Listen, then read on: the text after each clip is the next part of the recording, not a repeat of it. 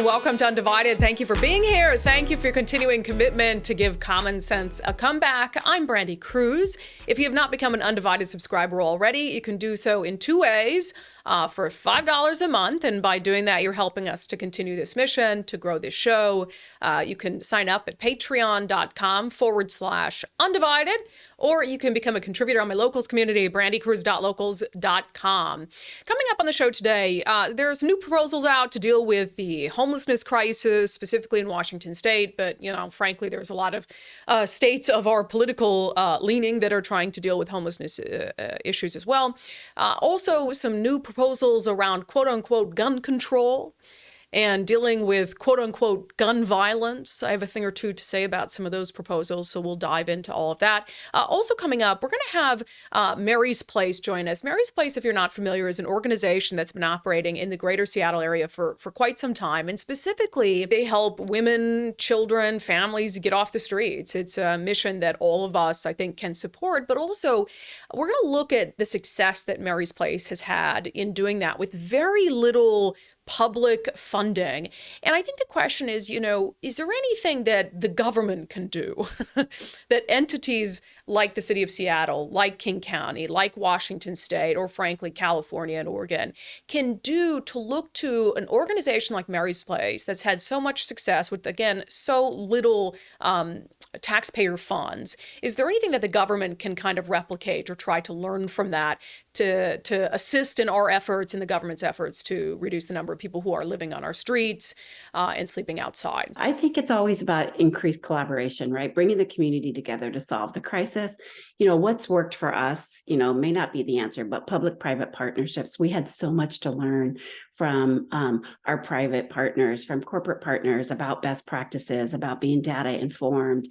We learned so much about that and really took that to heart and went to work to make sure that we could pilot programs to show progress, to show best practices, to establish best practices that are now utilized across the nation. Also, Elon Musk again. Elon Musk took to Twitter, put a poll out there asking the Twitterverse if he should step down as the head of Twitter. And he said that he would abide by the results of that poll. Well, the results of that poll are clear. So we'll talk about what's next for Elon Musk and for the platform. The following segment is brought to you in partnership with Future 42. Turn your frustration into action at future42.org. If you've lived here for long enough, you know that the homelessness crisis is worse today than it was 10 years ago. If you've lived here long enough, you know that the crime crisis is worse today than it was 10 years ago. And I'll never understand people who continue to want to put faith in the same politicians to fix problems that they haven't been able to fix for years and years and years. And Governor Jay Inslee of Washington is a prime example of that. He's been the governor for 10 years. He'll be the governor for 12 years unless he decides to run again, which I really don't think is going to happen. Fingers crossed. And here you've got Governor Jay Inslee. There's a new legislative session coming up in January. And here you've got him putting out to, very hoping for fanfare, these ideas to combat homelessness. And I got to think to myself, when I saw that, I didn't want to read it, to be honest. Why would I put any energy into wondering whether ideas of a man who's been in charge for 10 years while the homeless crisis has gotten worse are going to help fix things? If this man had ideas to fix the homelessness crisis, I don't think that we would have a homelessness crisis because he's been in charge for 10 years. And I also talked about the fact that when you're looking to someone to solve a problem, if they're not even willing to articulate honestly what the problem is, then that should be it. Then you should say, okay, I don't trust you to fix the problem. If you're not going to identify the problem, then you're not going to be able to fix the problem. And that's the issue here with Governor Inslee. Not only has he not prioritized and not solved homelessness in 10 years, and now it's worse than it was when he took office, much worse, but he also wants to pretend that it is a housing issue. That this is really just a matter of income inequality, that if we put up some more homes, if we put up some more affordable housing, then voila, the problem will be solved. And anyone with a brain knows that's not true. I was looking at the proposal that Governor Inslee put out. And look, I get it. At least he needs to propose something, right? I don't want him to just ignore the problem, but I don't have any faith in him to fix it. I mean, that is the height, that would be the height of insanity is believing that a man who hasn't fixed it in 10 years is all of a sudden going to fix it in his last couple of years in office. That's ridiculous. But I was looking at, the proposals that he was putting out, and some of them, if proposed by anyone else in good faith, I might actually give some attention to. Emergency supportive housing for people experiencing homelessness, housing for people with special needs like developmental disabilities, affordable housing units for lower and middle income workers, down payments and closing cost assistance for low income first time home buyers. I understand why some of these, and I think that housing is part of the problem, right? I do think we have a housing crisis in our state, particularly for the middle class. It is hard for any Washington family in the middle class, even if you have a 2-income household, to afford a house. And that's just not right. But when you look at the issues related to homelessness, the governor always puts housing above what the true crisis is, which is drugs and mental health. We have a drug crisis and we have a mental health crisis. And those things contribute to a rapid rise in homelessness. And until the governor is willing to admit that, I just don't even want to listen to anything he has to say on the issue. Because he put out this slide, the governor's office, saying, what's driving homelessness? And it says the price of housing is up, the availability of housing is down. And he gets into rents have increased. The percentage of income that people are spending on their rent is way too much. He's talking about the rise in the median home price, etc. And so again, when he's got this slide saying what's driving homelessness, it all has to do with housing availability and affordability. And I just think that's nonsense. You don't one day, if you're a fully functioning member of society, you're all here mentally, you're not addicted to drugs, you have a job, etc. You don't just one day, if you can't afford your rent, start hawking stolen goods on 3rd Avenue. You don't one day, if you can't afford your rent, move into a derelict RV and park it on Elk Beach. That's just, there's a lot of room between those two stations in life. And I'm sorry, but for a lot of the people who are deep in the throes of homelessness, living in tents outside in the cold weather, living under bridges, living in RVs that are bound to catch fire, selling stolen goods in the heart of downtown Seattle, there are other issues at play. And unless you deal with those other issues, you can throw them in a $24 million mansion and it's not going to make a lick of difference in their lives. And so it's just so painfully dishonest when I see this continuing focus on homelessness being a result of a lack of affordable housing. I believe we need more affordable housing, but I don't think that's going to fix homelessness. Now, the governor is talking a little bit about behavioral health, saying we need to build up community capacity for behavioral health, including a new diversion and recovery center for people with behavioral health needs and criminal justice involvement. And great. I'm glad the governor is mentioning behavioral health. But this is the governor who presided over such a rapid decline in our state's mental health system that the state's largest psychiatric hospital was defunded by the federal government because it's lost its federal certification. So again, it's just not the guy who I'm going to trust to deal with behavioral health issues. And look, I'm not saying that the governor should sit around for the last 2 years of his term and do nothing on the issue of homelessness. Fine, propose these things, do what you're going to do anyway.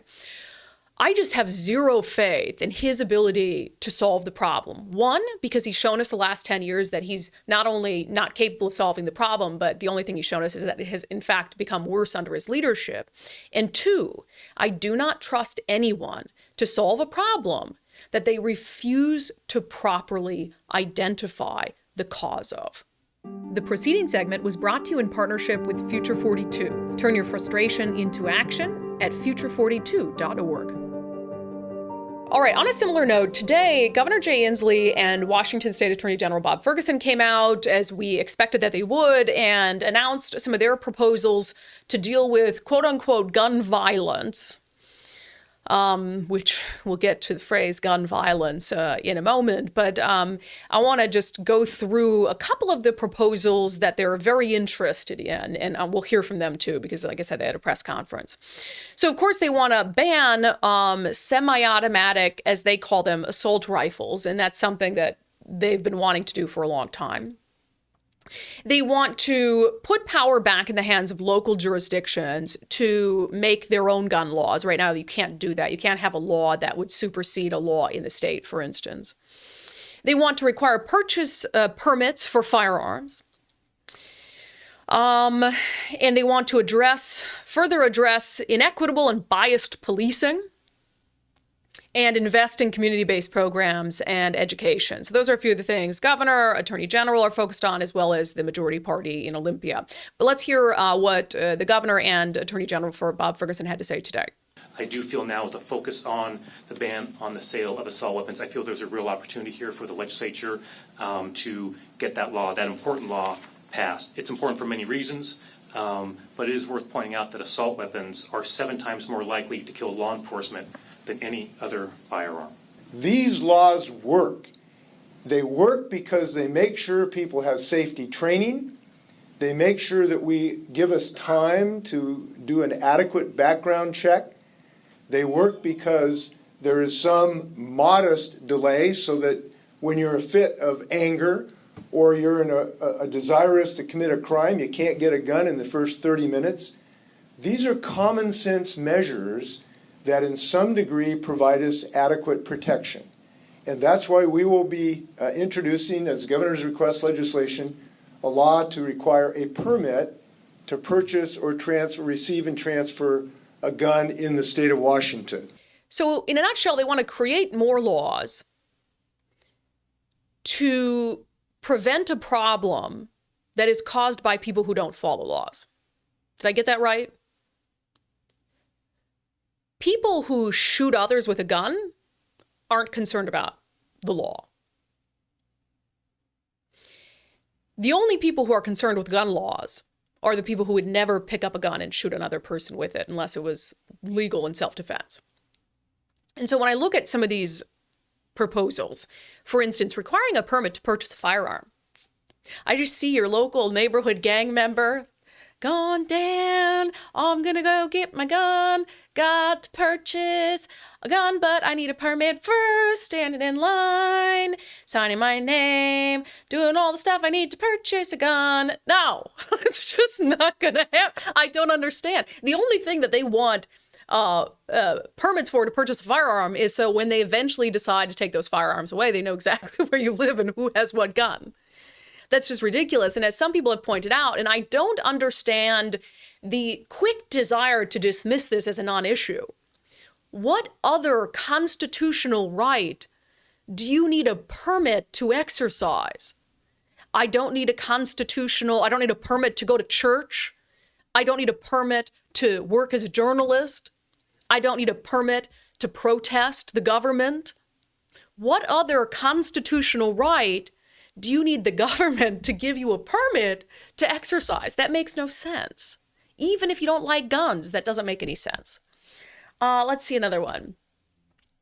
Restoring local authority to create gun laws. So then you can have the city of Seattle, in all its wisdom, create gun laws that are right for the city of Seattle. Let's go back to that gang member. I've got my gun that I purchased with a permit, and now I'm gonna go shoot a rival gang member with this gun that I legally bought. But I'm not in Seattle yet, so I'm gonna walk across the city line. Oh, wait. Let me look at the laws in the city of Seattle to make sure I'm not breaking those laws. No, you don't have gang members who stop at the city line and say, well, I need to look into what the gun laws are in this city before I go and shoot this rival gang member. That's ridiculous. And all you do is confuse legal gun owners who are going to be like, oh, wow, now across the entire state, we have a patchwork of gun laws that I've got to try to figure out. Criminals don't care what the patchwork of gun laws is. Let's see here. Yeah, banning semi-automatic assault rifles. Look, I could either take them or leave them with assault rifles. It's just like, I'm not a gun person, I get it. But in 2020, during the Occupy protest in Seattle up on CHOP, you will remember that the self-proclaimed warlord of CHOP, Raz Simone, pulled in his car, opened the trunk of his car, and handed out AR-15 rifles to their little private security in CHOP. Did the mayor of Seattle say anything? No. Did city council members say anything? No. These are people who are die-hard gun control. But when Raz-Simone and the protesters in 2020 handed out AR-15 rifles from the trunk of a car, silence. Do you think if it had been right-wing protesters who were out there, Christian nationalists, handing out AR-15s out of the trunk of a car, that they would have been silent? Of course not. This is the kind of shit that just drives me literally bananas. And to the rest of these gun control measures, you know, where they want to require a permit to purchase a firearm, restore local authority, ban semi-automatic rifles, and you hear the governor and Bob Ferguson talk about how dangerous guns are. This is the same party in Washington state that just a year ago proposed a bill that would have provided for leniency for someone who uses a gun to commit a drive-by shooting and kills someone, even if they killed an innocent bystander, even if that innocent bystander was a child. So on one hand, you want to scream and shout and say, guns bad, guns are so bad. And then you want to propose laws that will take it easy on people who actually use guns to commit a crime. That makes no sense. If you had a criminal justice system where they were throwing the freaking book at anyone who used a gun in a crime, and then you wanted to go back on the back end and talk gun control, I would be much more open to the conversation. But to me, it's disingenuous. Tighter gun restrictions, but yeah, that gang member who used that Mac 90 rifle to kill an innocent college kid, let's try to get him out of prison early. Give me a break. It's this total backwards. And then here's the other thing, and I said this on Twitter over the weekend too. You've got Democrats in Washington state, and let's be clear, you cannot blame the issues here on anyone else. There aren't Republicans in charge here. They haven't been in charge for a long time. So Democrats have to own the state of things, including the issue with crime. And if there is quote unquote gun violence, that's your problem too, right? Because you're in charge. So they want to bemoan gun violence like it's some Republican problem. We're in Washington state. If we got gun violence here, it ain't a Republican problem. So you've got these Democrats in charge. They let our mental health system absolutely deteriorate. They let the drug crisis explode by not caring about the situation on the southern border, letting deadly drugs like fentanyl enter our communities, giving people slaps on the wrist for dealing drugs, and not having a law on the books that criminalizes possession of narcotics, basically making it legal. So they want to, again, mental health system deteriorates. Drug crisis, drug dealing, out of control. They spend 2 years completely vilifying the police. So now we have the lowest number of police officers per capita in the entire nation. You have officers fleeing the state to go elsewhere. So now you don't have as many officers to investigate, to prevent violent crimes. So while that's happening, they push bills to ease the punishments for violent criminals. So again, let's recap. Mental health system in shambles, drug crisis, drugs proliferating on our streets, violent crime on the rise, including gang violence, pushing bills to take it easy on people who commit acts of violence, vilifying the police. And then when there is a rise in shootings, you want to come out and say guns are the problem. Restrict guns, that'll fix this. Without an ounce of self-awareness about the tornado of bad policies and practices that put us in this position. You want to come to us and say, oh, guns are the issue. No, the deterioration of our mental health system is the issue. The drug crisis you've allowed to grow is the issue. Lax punishments for criminals is the issue. The vilification of law enforcement is the issue. I go back to what I said in the last segment. I don't trust anyone who won't be honest about the problem to fix the problem. And they want to come out here and say, oh, gun control, let's pass these laws, this will help. That's not going to help anything. Because like I said, do we have to go back to our friendly neighborhood gang member? He's not going to follow any of these new laws that you're going to put into place. The only thing that I've even heard whispered of from Democrats that could make a bit of a difference are community-based programs to ensure that young kids aren't getting into gangs, that young kids are getting jobs, have prospects in life, can build wealth, can get a quality education. That's the only whisper of anything I've heard from Democrats that can actually help solve the issue of the rise in shootings that we've seen. That, and getting people in charge who are brave enough to talk about the real problem. On the homelessness front, there's an organization in Washington state that I think over the years has actually been pretty effective in helping what I would characterize as truly vulnerable people who are experiencing homelessness. And, as much as I say, homelessness is a drug crisis, is a mental health crisis, I do believe that there are simply some people who fall through the cracks, who have no safety net, women who are fleeing a domestic violence situation and they've got kids with them. And those are people who we should be able to help in an instant, because these are people who actually are seeking help, who actually want help. And we need to make sure that help is available for them. So I spoke with Mary's Place about their No Child Sleeps Outside campaign, which is running through the end of the month, and also about some of the work that they've done as an organization. Marty, thanks for being here. Introduce yourself and introduce folks to Mary's Place who aren't familiar with the organization. Thank you for having me on, Brandi. Yeah, my name is Marty Hartman. I'm the director of Mary's Place. Mary's Place is standing in the gap from a moment a family is notified that they need to leave their housing or have left their housing and are living unsheltered in our community.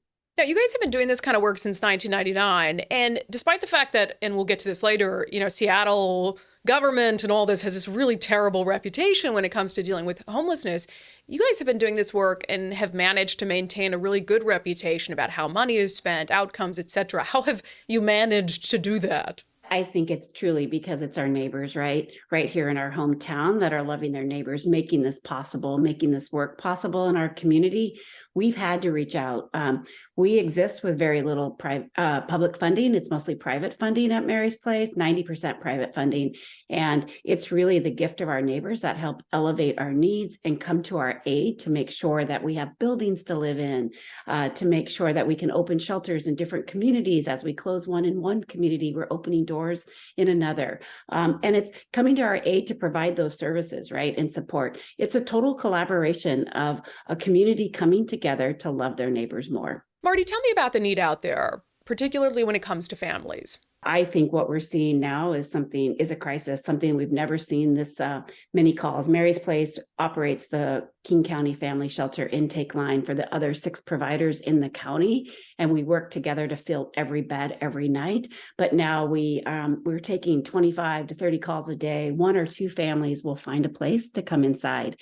And as the extreme weather comes, those needs and those calls and the desperation just increases with families with newborns outside, families with critically ill children, families with teenagers just trying to graduate this year from high school. So we're working to meet that need, to scale up, to make sure no child sleeps outside.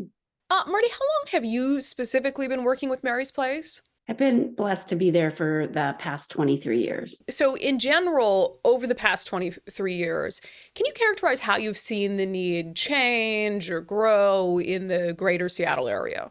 I can tell you definitely that first decade at Mary's Place, I worked predominantly with single women, but children were always welcome and invited in. And it was very rare, Brandi, to see a child.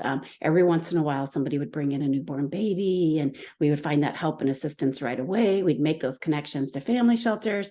But it was really in 2008, 2009, when moms started bringing their children at a rapid rate to our day center in Belltown. town, and they would come in, and the numbers just increased rapidly, where there'd be, 50 moms with all of these children, and all of them calling every shelter across the state and helping and supporting each other by passing a phone around. And that was really when Mary's Place knew that we could not be bystanders in this, that we had to reach out, that we had to ask our community for support.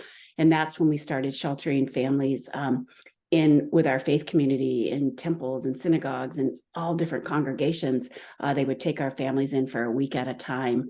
And then that grew to leaning into this model of taking buildings that were slated for demolition and having our community transform them to bring folks into shelter every night, to now having 720 beds spread across King County for women, children, families, moms, dads, grandmas, grandpas, your pets, multi-generational families. Is your main building still on the Amazon campus? We have 5 buildings. I wouldn't say that's our main building. We've had our day center for women that we've had since we started in 99. That's at 9th and Stewart. And then we have 5 other shelters, right? The Amazon one is definitely one in South Lake Union, but we also have shelters as far north in King County as Kenmore. And then we also go as far south as Burien, where we're excited about a project we're working on there, which is a new shelter renovation and then also 94 units of family housing. So you mentioned this rapid kind of uptick in around 2009 with moms bringing in kids. What do you attribute that to? The recession, resources limited, no more funding available, the need for shelter. We were laser focused back then on housing and not shelter resources. And so the community was, and we knew that families were falling through the cracks at a rapid rate. And we knew that we had to do something. And I will say that's why we stood in that gap. Mary's Place doesn't like to duplicate services of any kind. We want to just do what's needed in the community and work with our partners to provide those resources, but there was just not enough shelter, and it's still not enough shelter for those families that are falling through the cracks. Yeah, and we know, homelessness is a complex issue, and there's no one-size-fits-all solution for anyone. But I do know that drugs have been a huge issue when it comes to the number of people living on our streets. How much of a factor is that in the folks who are coming to you seeking help? I will say what you see typically outside as you're driving around is not who's coming up to our doors, right? Yes, we have some substance abuse, yes, right? And we're making sure we're making those connections. But what we see are those families that are working that just can't make ends meet, that need that safety net because they had unexpected medical expense, a car repair that they just didn't plan on, or maybe they entered and got into a domestic violence situation where they never anticipated that when they got into that relationship and had to flee quickly. And those are where people need a safety net. Not every family has other family members or friends they can go live with. And for our families, it's typically this one season, right, of their life. The homelessness experience, the length of stay at Mary's Place is anywhere between 90 and 100 days. And we want to be there. We want to come alongside these families because there is hope and light ahead, but families need that support and need that community surrounding them to make sure that they can get to that stable housing. Yeah, and this show is called Undivided. We look for things that we can agree on. Hopefully everyone can agree that we don't want kids sleeping outside. We don't want families who are just down on their luck financially sleeping outside. So tell me about No Child Sleeps Outside, which is the campaign that's ongoing right now. Yes, thank you. No Child Sleeps Outside is our year-end campaign, and it's really to raise funds to help families really keep or regain stable housing. And we are on a path to do that. Mary's Place does 3 things, and this campaign helps fund all 3 things. One is prevention. We believe that we have to lead with prevention to keep families in their homes, really to reduce the trauma and the generational impact children are facing as a result of experiencing homelessness in their youth. And then if the worst happens and they have to leave their homes, we do outreach. We're right there at those cars, tents, at the end of quiet cul-de-sacs where families are parked, across the street from their school, maybe in the grocery store where they're just trying to brush their teeth and make sure they can get their education and run across the street to the high school. We are everywhere out there helping families bypass shelter, move directly into stable housing. And then, of course, we have our 720 shelter beds every night. And our No Child Sleeps Outside campaign really funds those programs and makes it possible for us to ensure that no child has to sleep outside So how can folks help if they're so inclined? Absolutely. You can go to nochildsleepsoutside.org and give of your time or give of your resources. You can start a fundraising page and share that with your contacts and your connections so others can give. You know, it's $35 a night to bring a child inside, and that's all of their meals, transportation back and forth to school, healthcare, all of the things that they need to remain stable and to try to reduce that trauma, because we know that shelter is traumatic in itself. So $35 a night, if you can do that, share that need. And I think most importantly, we know how giving of your time is so critical and important to your neighbors and how it makes such a difference. And so volunteering. Right now, we see hot cocoa stands popping up. It's children giving back to children, right? Making bracelets and selling those and donating the money to No Child Sleeps Outside. But all year long, you know, you can make snack bags so kids have something to pull out of their backpack during school time when others are eating snacks. Make sure that you can collect warm weather gear. We have lots of newborn babies. You know, we're working with pregnant moms that come in that have left their homes and a lot of times in a domestic violence situation. And you can put together a diaper bag full of good supplies so that mom has a really good fresh start. When she delivers, she may come back to shelter and then move into stable housing, but she has that support and knows that her community is there for her and cares for her. Diaper drives, socks. How about underwear and bra drives? Do a lingerie party with your girlfriends. So anything is possible to make sure that our families have their needs met and can really focus on moving to housing. Lots of different opportunities to help. I love it. Marty, let's end with this. And I don't want to make this issue too political, but this is a political show. And I think that homelessness does have political implications. I look at what you guys have done at Mary's Place with such limited public funds and the success that you've been able to have in helping families over the years. And then I look at the city of Seattle and the millions and millions and millions of dollars they've spent, really to no avail. From your kind of expertise on this issue, what do you think the city of Seattle, the state of Washington could do better to make more progress? Yeah, I think it's always about increased collaboration, right? Bringing the community together to solve the crisis. What's worked for us, may not be the answer, but public-private partnerships. We had so much to learn from our private partners, from corporate partners about best practices, about being data informed. We learned so much about that and really took that to heart and went to work to make sure that we could pilot programs to show progress, to show best practices, to establish best practices that are now utilized across the nation. And we are sharing that information. We're working alongside the city of Seattle, King County, to share that information, to come together to really try to design a path forward so that together it's No Child Sleeps Outside. This is not a Mary's Place initiative. This will take our entire community. Yeah, I think you want to bring voices into the conversation, not turn voices away. And the private sector can be such a powerful tool in helping people who are in need if the government allows it to be. So, Marty, bless you for the work that you and your whole team are doing. And it's a good holiday message, so we'll get it out there for folks.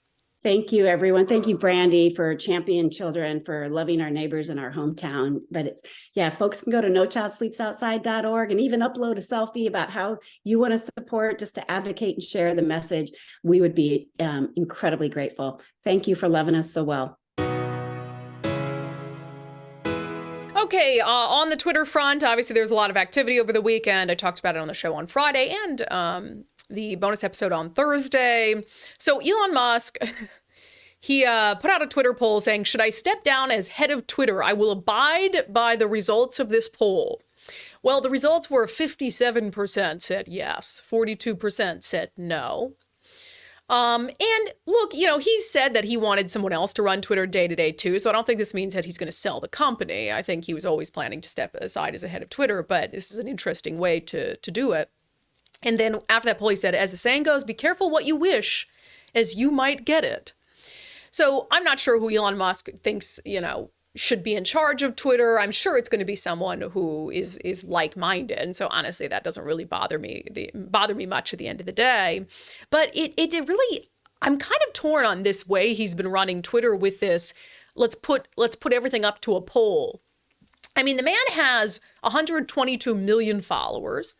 So I guess if he wants to run Twitter based on what the people want, what the masses want, then this is kind of an interesting way of doing it. You know, for so long, a lot of us had been complaining about how old Twitter was run and how things were dictated to us, etc. I mean, maybe this is a better, and I mean, we'll say 17.5 million people voted in that poll. So it's not as if it's a small sample set. It's a pretty big sample set. And so I guess I'm just really torn as to how I feel about using polls to dictate, using polls to dictate all these big decisions like, should I step down as Twitter CEO? But so when it says who's going to be, he said, the question is not finding a CEO. The question is finding a CEO who can keep Twitter alive. I don't know if that's anybody at this point. No, Twitter's probably fine. So we'll see what Elon Musk does, but it's just been fascinating over the last few days to watch how he's made these decisions and kind of going to the people. And then the controversy around them and just how much attention and focus there is on Elon Musk. So we'll continue to track it. But like I said, I keep promising you guys a day off the Twitter feud, the Twitter controversy debacle. And so at some point, maybe, you know, it's a holiday. So maybe on Wednesday or Friday, I'll give you a little respite. All right, we'll end the show with some of your comments on the whole gun control proposals, homelessness issue that I've been talking about, that I talked about obviously earlier on in the show, but also on the subscriber newsletter on Sunday.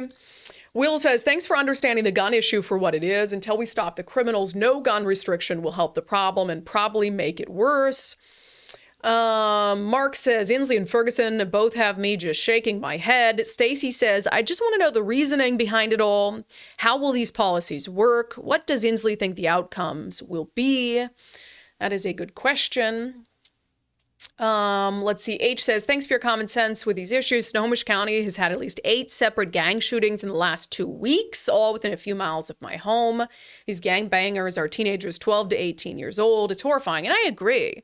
You know, and my heart does go out to a 12, 13, 14, 15-year-old who gets caught up in the gang life because that's the only option that they thought they had. Maybe they have a bad home life, whatever it is that has pushed them in that direction. That's where we need to focus our energy.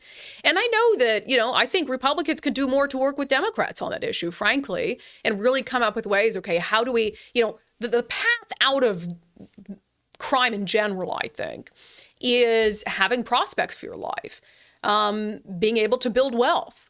And I think that there are investments that we can make that are worth it for society. You know, I'm not for just out there straight up spending taxpayer money on all sorts of programs that don't work. But when you look at the net gain, if it's a reduction in gun violence, gang violence rather, if it's a reduction in gang violence in general, in drug deaths, in crime in our communities, then yeah, some investment to be able to give these young kids a prospect in life, a hope in life, education, etc. I think that's worth it for society. Let's see. Andy says, Bob would confiscate every single firearm if he could. Well, that might be your next governor, so don't give him any ideas, Andy. Inslee talking about funding mental health is cute, and the media is here letting him get away with it. And that's another great point. Like, the media just eats this stuff up. Oh, they want to do this. They want to come in here and help the mental health system. It's like, who do you think made it so bad? There's no one. And this is one of the problems with when you get, you know, brand new journalists and young journalists just cycling in and out of some of the local TV stations. They don't know that Inslee's the one who created all these problems. You know, they don't know what happened with Western State Hospital. They just don't have that institutional knowledge. And so he proposes ideas for helping behavioral health, and everybody's like, oh, good for Inslee. It's like, no, he doesn't deserve any congratulations on this issue. There's just this...